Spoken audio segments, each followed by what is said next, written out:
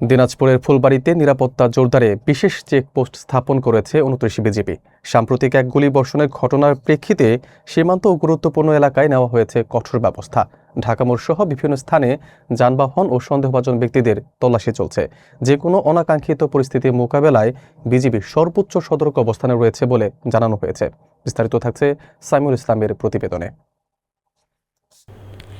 দিনাজপুরের ফুলবাড়ীতে অবস্থিত ২৯ বিজিবির পক্ষ থেকে বিশেষ চেকপোস্ট স্থাপন করে তল্লাশি অভিযান পরিচালনা করা হচ্ছে।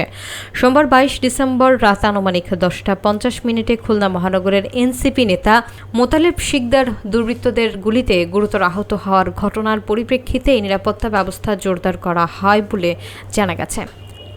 সংশ্লিষ্ট সূত্রে জানায়, এই ঘটনার পর ফুলবাড়ী ব্যাটালিয়ন ২৯ বিজিবির দায়িত্বপূর্ণ সীমান্ত এলাকায় নিয়মিত টহলের পাশাপাশি অতিরিক্ত ১০টি বিশেষ টহল মোতায়েন করা হয়েছে।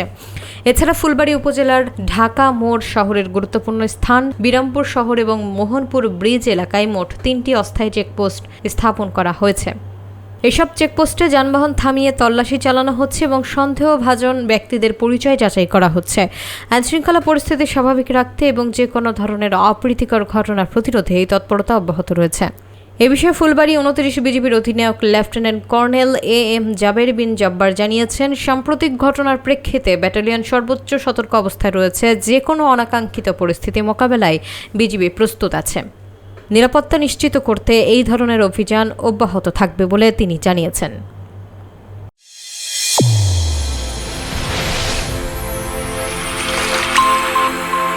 চ্যানেল A1 হৃদয়ের স্পন্দন।